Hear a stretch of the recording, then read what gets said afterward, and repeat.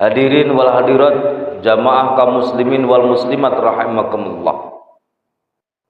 Innallaha, sesungguhnya Allah, wal malaikatahu, dan malaikat-malaikat Allah telah mencontohkan kepada kita. Allah bersolawat kepada Nabi itu bimakna yusallu, ada sebuah kalimat yang didahului dengan huruf ya. Huruf ya ini menandakan dia berkekalan, abadi. Jadi selawat Allah kepada Nabi itu abadi selamanya. Dari sejak zaman azali, detik ini sampai besok fi yaumil akhirah, Allah selalu berselawat kepada bagdana Nabi. Karena di situ disebutkan yusalluna.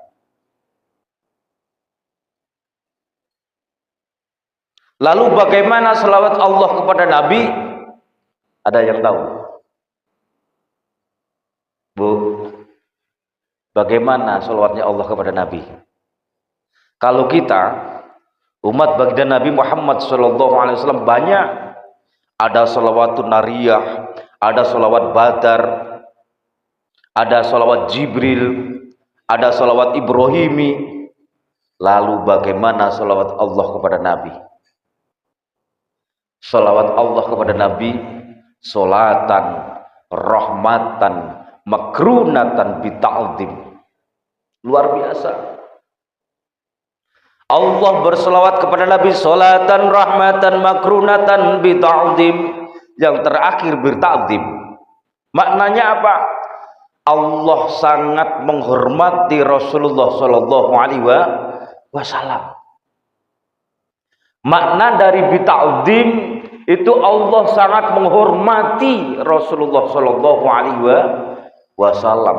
Lebih-lebih kita sebagai umatnya, kita wajib menghormati baginda Nabi Muhammad SAW. Kalau Bapak Ibu pengen tahu rahasianya, di dalam Al-Quran Allah tidak pernah memanggil baginda Nabi itu dengan sebuah kalimat nida. Kalimat nida itu adalah sebuah kalimat memanggil namanya langsung, tidak pernah. Adapun dua ayat itu wa Muhammadun, tapi diakhiri masih dijelaskan sebuah penjelasan yang dimana Allah menjelaskan bahwasannya Muhammad ini adalah Rasulullah. Lalu bagaimana Allah memanggil baginda Nabi Muhammad SAW? Alif Lam Mim, Toha, Yasin, Ya Muzammil, Ya Rasulullah, Ya Nabi Allah. Itulah panggilan Allah kepada Nabi. Allah tidak pernah memanggil Rasulullah itu hei Muhammad, tidak pernah. Bahkan Allah Subhanahu wa taala melarang dalam Al-Quran, la taj'al du'a rasuli bainakum kaddu'a ba'dukum ba'dha. Jangan pernah engkau panggil kekasihku ini sebagaimana engkau memanggil sesamamu. Allah melarangnya. Kita memanggil hai Muhammad, tak boleh. Sudah jelas dalam Al-Quran, jangan pernah engkau panggil kekasihku ini sebagaimana engkau memanggil sesamamu. Kalau kita lihat, kita analisa dari ayat ini, Bapak Ibu yang rahmati Allah, itu ada sebuah rahasia di dalam diri Rasulullah SAW. Lalu rahasia yang ada di dalam diri Rasulullah itu apa? Allah Subhanahu wa taala berfirman di dalam sebuah hadis qudsi, laulaka ya Muhammad ma khalaqatul aflaq. Seandainya bukan karenamu wahai Muhammad, tidak akan aku cipta alam semesta. Kalau bukan karena baginda Nabi, alam semesta tidak diciptakan oleh Allah Subhanahu wa taala. Kalaulah alam semesta tidak diciptakan oleh Allah, maka Allah tidak akan menciptakan manusia. Luar biasa tidak, Pak? Luar biasa tidak, Bu? Luar biasa. Maka jangan pernah menganggap bahwasanya Rasulullah Shallallahu Alaihi Wasallam itu manusia biasa. Jangan. Rasulullah itu manusia yang luar biasa.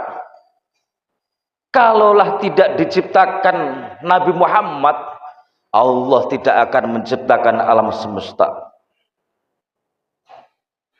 Laulaka ya Muhammad ma khalaqatul aflaq. Itulah salah satu rahasia yang ada di dalam diri Rasulullah Shallallahu Alaihi Wasallam. Sahabat Umar pernah bertanya kepada Rasulullah, dan Rasulullah pun bertanya kepada sahabat Umar, ya Umar, wahai Umar, atadri man ana ya Umar, ketahuilah wahai Umar, siapakah aku ini? Sayyidina Umar menjawab, Allah wa rasulihi a'la. Engkau adalah Rasulullah. Lalu baginda Nabi Muhammad Shallallahu Alaihi Wasallam melanjutkan kembali penjelasannya. Ya Umar, wa khalaqal arsh min nurih, wa khalaqal lawha wan nujum min nurih, wa khalaqal ard min nurih, wa khalaqas samawat min nurih, wa khalaqal jannah min nurih, wa khalaqal min nuril ma'rifah fi qulubil mu'minina min nurihil fakhar. Wahai Umar, Allah menciptakan arsy dari nurku, Allah menciptakan bulan dari nurku, Allah menciptakan matahari dari nurku, Allah menciptakan bumi dari nurku, Allah menciptakan langit dari nurku, Allah menciptakan alam semesta dari nurku, Allah menciptakan nuril Muhammadin Sallallahu Alaihi Wasallam fi qulubil mu'minina min nuril fakhor. Dan Allah menciptakan orang-orang yang beriman, sehingga orang beriman pada hari ini, pada subuh ini bisa duduk bersimpuh di hadapan Allah Subhanahu wa taala. Itu bi asbab nuril Muhammadin Sallallahu Alaihi Wasallam. Itu sebabnya nurnya baginda Nabi Muhammad Sallallahu Alaihi Wasallam, sehingga orang-orang yang beriman itu bisa mengucapkan kalimat la ilaha illallah min nurihil fakhar. Itulah Rasulullah.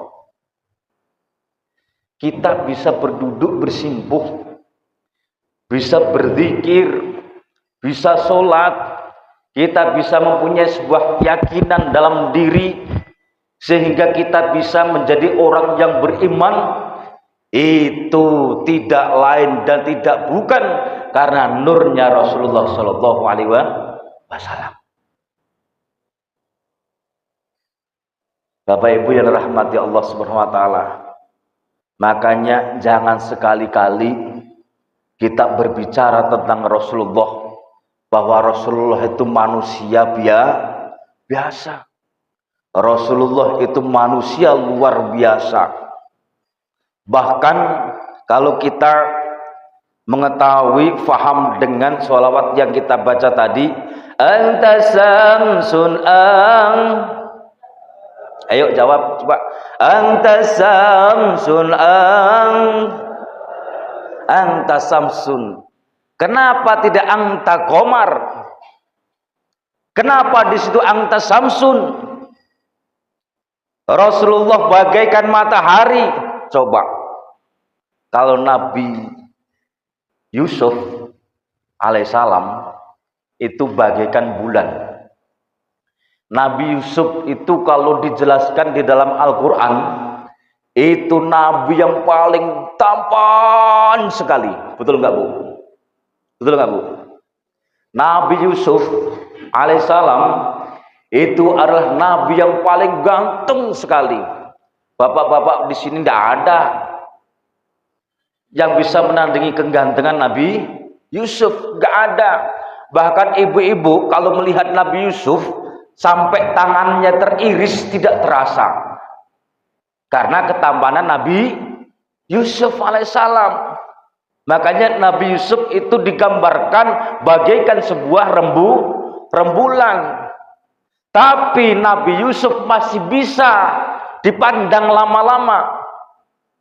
Coba Bapak Ibu memandang bulan lama, mampu.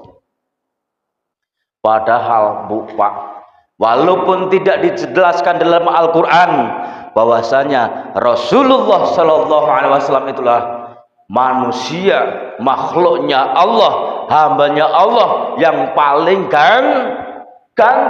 Anta samsun, bahkan orang yang melihat kegantengan Rasulullah, ketampanan Rasulullah tidak mampu untuk memandang lama,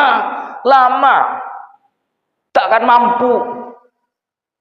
Sahabat-sahabat Rasulullah Sallallahu Alaihi Wasallam tidak akan mampu memandang wajahnya Rasulullah lama-lama, tak akan mampu. Para malaikat tertunduk wajahnya di hadapan Rasulullah Sallallahu Alaihi Wasallam. Sebab ketampanan Nuril Muhammadin Sallallahu Alaihi Wasallam. Luar biasa Rasulullah. Makanya dengan cara mengenal dirinya Rasulullah, kita akan semakin rindu, kita akan semakin ketika kita sudah rasa mahabbah di dalam diri kita sudah semakin besar, semakin kuat, kita akan bisa mengikuti jejak-jejak Rasulullah Shallallahu Alaihi Wasallam. Munculkan dulu rasa cinta kita kepada baginda Nabi, munculkan dulu rasa rindu kita kepada Rasulullah Shallallahu Alaihi Wasallam. Sebab yang mengajarkan tentang hak dan yang batil itu adalah Rasulullah Shallallahu Alaihi Wasallam. Kita tidak akan bisa beribadah kecuali bimbingan Rasulullah. Kita tidak akan mengenal Allah kecuali bimbingan Rasulullah. Maka munculkan mahabbah, rasa cinta kita kepada Rasulullah Sallallahu Alaihi Wasallam. Bapak Ibu yang dirahmati Allah Subhanahu Wa Taala, itulah baginda Nabi Muhammad Sallallahu Alaihi Wasallam. Sehingga Allah Subhanahu Wa Taala menciptakan alam semesta ini. Dan luar biasanya lagi, di dalam Al-Quran Allah Subhanahu Wa Taala mempunyai sebuah surat. Surat itu apa? Bi asbab Rasulullah Sallallahu Alaihi Wasallam kita bisa mengenal, bercakap-cakap dengan baginda Nabi Muhammad Sallallahu Alaihi Wasallam. Di mana kita bercakap-cakap dengan Allah, berbicara dengan Allah langsung di dalam suratil Fatihah. Bu, halo. Jadi kita berbicara langsung dengan Allah, bercakap-cakap langsung dengan Allah di dalam surah Fatihah. Siapa sih surah Fatihah itu? Apa sih surah Fatihah itu? Al-Qur'anul Karim fi majmu'atun fi suratul Baqarah. Suratul Baqarah fi majmu'atun fi suratul Fatihah. Suratul Fatihah fi majmu'atun fi bismillah. Wa bismillah fi majmu'atun fi ba. Isi kandungan Al-Quran itu dikumpulkan dalam surah Al-Baqarah. Isi kandungan surah Al-Baqarah itu dimajmu'akan di suratul Fatihah. Isi suratul Fatihah kandungannya itu dikumpulkan di Bismillah. Dan Bismillah diringkas lagi di dalam hurufnya yaitu ba. Makanya kata orang-orang tua kita dulu itu begini, belum bisa ngaji ba aja sudah sombong, belum bisa ngaji ba saja sudah besar kepala. belum bisa ngaji bismillah saja sudah bangga kayak iya oh, kayak gitu kalau bahasa orang Jawa, karena saya orang Jawa Bu. Macam itu. Padahal huruf ba ini sebagai isyarah, kata orang-orang tua kita dulu, ulama-ulama kita dulu, pelajari, fahami bismillah, pelajari, fahami huruf ba. Luar biasa. Karena memang semua kandungan dalam Al-Quran itu di huruf ba-nya. Makanya orang yang sudah menguasai ilmu ba, fa insyaallah dia akan mempunyai sifat bisa menjalankan syariat, bisa menjalankan thariqah, bisa menjalankan hakikat. Sebab apa? Di dalam Al-Quran itu mengajarkan tentang syariat, di dalam Al-Quran itu mengajarkan tentang thariqah, dan di dalam Al-Quran juga mengajarkan hakikat. Sebab manusia hidup syaratnya ada 3. Yang pertama, manusia harus bersyariat. Artinya apa? Tingkah laku kita baik, budi pekerti kita baik, kita harus mengikuti aturan. Itu namanya syariat. Tapi apakah manusia itu cuma mempunyai jasad saja? Tidak. Manusia juga mempunyai hati. Hati itu di dalam tubuh kita. Kalau secara zahirnya hati itu segumpal darah. Di dalam tubuh kita itu namanya hati. Tentunya kalau ada jasad, ada hati, saya bisa ngomong, saya bisa makan, saya bisa berjalan, saya bisa bekerja, saya bisa sholat. Itu disebabkan manusia punya ruh. Manusia punya ruh. Makanya manusia itu juga dibagi 3. Ada jasad, ada hati, dan ada ruh. Agama mengajarkan tentang kita. Al-Quran telah membimbing kita. Tugasnya jasad ini siapa? Tugasnya syariat. Karena al-amalu syariah li islahil jawari. Amal syariat itu untuk membaguskan anggota jasad. Saya ringkas. Yang kedua, hati. Bidangnya siapa? Thariqah. Sebab apa? Al-amalu thariqah li islahil qulub. Amal thariqah itu untuk membaguskan hati. Yang ketiga, manusia punya ruh. Tugasnya siapa ruh ini? Al-amalu hakikat li islahir ruh. Bahwasannya amal hakikat itu untuk membaguskan ruh. Maka kita berislam jangan cuma syariat saja. Kita harus perbaiki hati. Dan kita harus memperbaiki ruh kita. Sebab apa? Manusia dicipta oleh Allah itu berupa ruh duluan. Barulah jasad kita dibuat oleh Allah, diciptakan di dalam dunia. Jasad kita terbuat dari tanah, maka jasad ini nanti akan kembali ke tanah. Lalu siapakah yang menghadap Allah SWT? Yang menghadap adalah ruh kita, nyawa kita. Karena ruh yang menjawab, ana abduka wa anta rabbi, saya adalah hambamu dan engkau adalah Tuhanku. Bukan jasad kita. Yang bisa menjawab ana abduka wa anta rabbi, saya adalah hambamu dan engkau adalah Tuhanku, itu ruh kita. Sebab Allah menciptakan ruh pertama kali, Allah telah bertanya kepada ruh, ma anta ya ruh, siapakah kamu wahai ruh? Ruh kita menjawab, ana abduka wa anta rabbi, saya adalah hambamu dan engkau adalah Tuhanku. Jika ruh ini mempunyai wadah yang namanya jasad, maka janji manusia kepada Allah Subhanahu wa taala mempunyai sebuah jasad. Jasadnya apa? Kalimat la ilaha illallah. Lebih luasnya, kalimat la ilaha illallah ini maknanya, saya adalah hambamu dan engkau adalah Tuhanku. Besok fiyamil akhirah, ketika manusia sudah di dalam akhirat, maka Allah akan menagih janji dengan kalimat yang sama, ma anta ya ruh, siapakah kamu wahai ruh. Maka kita persiapkan dari sekarang, kita berzikir bersama-sama.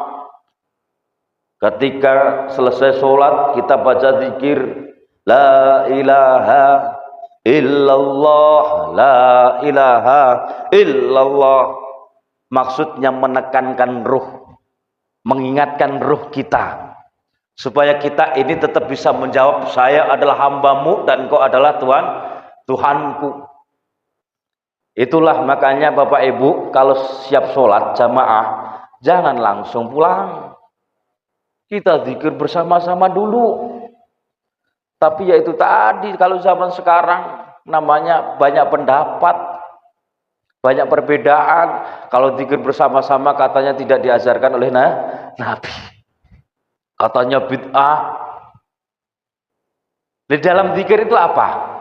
Dalam zikir itu juga kalimat la ilaha illallah, kalimat-kalimat suci, subhanallah walhamdulillah wala ilaha illallah wallahu akbar. Semuanya kalimat-kalimat memuji Allah. Memang tidak dilakukan oleh Nabi karena zaman dulu zamannya perang. Sholat aja masih ada sholat khauf kok. Sholat khauf itu gimana? Ketika di musim perang, sholat lari, belum selesai sholat, lari, sah sholatnya. Itu namanya sholat khauf. Zaman sekarang di Indonesia aman, nyaman kita beribadah, mau zikir sampai malam aman, gak ada yang ganggu. Kenapa habis sholat cepat-cepat? Jangan. Karena apa? Kita bisa berzikir bersama-sama, mengagungkan Allah Subhanahu wa ta'ala.